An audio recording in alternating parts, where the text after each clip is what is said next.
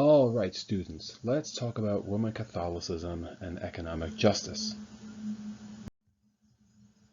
So first we're going to review modern Catholic social thought and what that means, and then we'll talk more specifically about two major papal encyclicals or letters, Rerum Novarum and Gaudium et Spes from Vatican II, and then we'll end with some conclusions. So first of all, a disclaimer. As I've mentioned in the past, Roman Catholicism is a diverse global religious institution. So it is really impossible for us to grasp every position on economic justice from different theologians of the Church.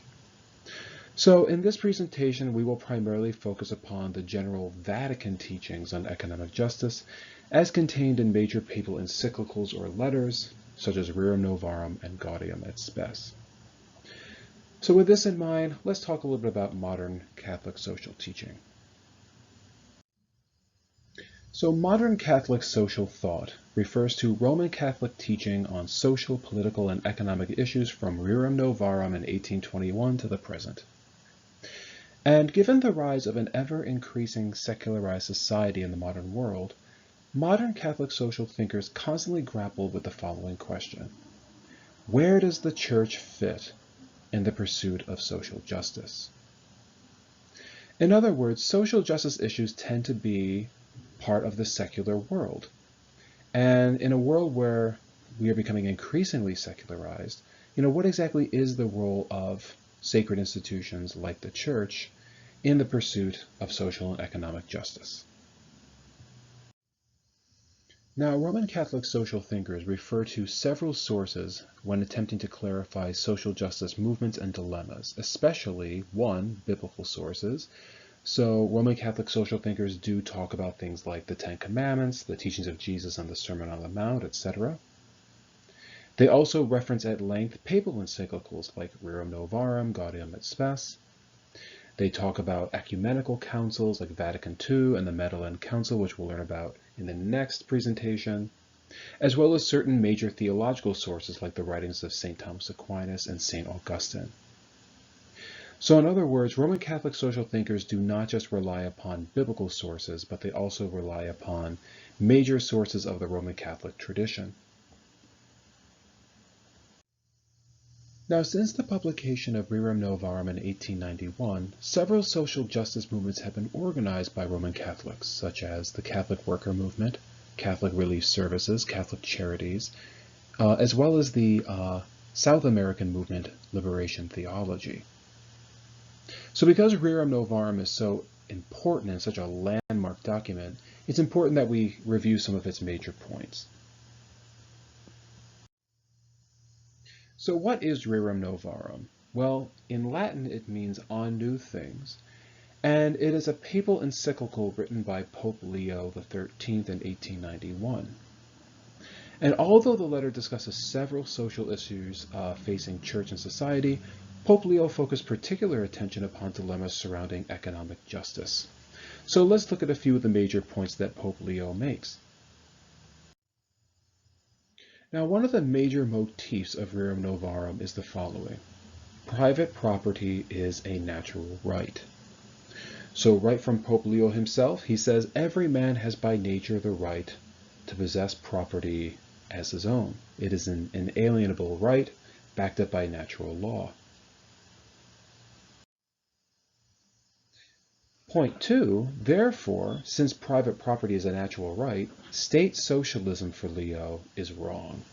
As he writes, socialists therefore, by endeavoring to transfer the possessions of individuals to the community at large, strike at the interests of every wage earner, since they would deprive him of the liberty of disposing of his wages, and thereby of all hope and possibility of increasing his resources and bettering his condition in life.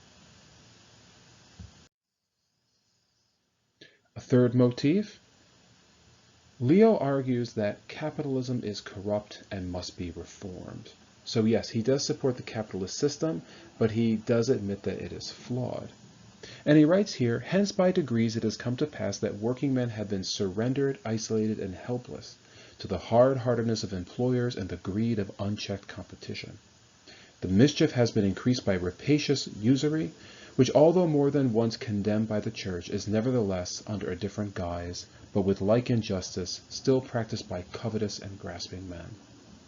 To this must be added that the hiring of labor and the conduct of trade are concentrated in the hands of comparatively few, so that a small number of very rich men have been able to lay upon the teeming masses of the laboring poor a yoke little better than that of slavery itself. And fourthly, Pope Leo argues that the Church is to play a role in reforming capitalism. So capitalism has to be reformed, and who's going to reform it? The Church is.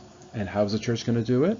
By A, advocating on behalf of the poor through its associations and institutions. B, by mediating peace between the rich and the working class. C, working with labor unions to guarantee worker protections. And D, educating the masses in moral virtue. So let's take a look at one more quote that emphasizes point D. So Pope Leo writes, "For the Church does her utmost to teach and train men, and to educate them, and by the intermediary of her bishops and clergy diffuses her salutary teachings far and wide. She strives to influence the mind and the heart, so that all may willingly yield themselves to be formed and guided by the commandments of God. They alone can reach the innermost heart and conscience, and bring men to act from a motive of duty, to control their passions and appetites, to love God and their fellow men with a love that is outstanding and of the highest degree, and to break down courageously every barrier which blocks the way to virtue." Now, briefly, the encyclical letter Gaudium et Spes from 1965 from the Vatican II Council upheld many of the economic concerns and teachings of Rerum Novarum, but it also warned against hypocrisy and fragmentation among Roman Catholic laity.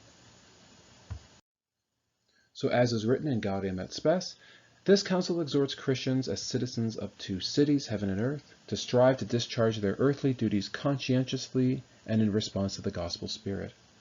Therefore, let there be no false opposition between professional and social activities on the one part and religious life on the other. The Christian who neglects his temporal duties neglects his duties toward his neighbor and even God, and jeopardizes his eternal salvation. Christians should rather rejoice that, following the example of Christ, who worked as an artisan, they are free to give proper exercise to all their earthly activities and to their humane, domestic, professional, social, and technical enterprises by gathering them into one vital synthesis with religious values, under whose supreme direction all things are harmonized unto God's glory.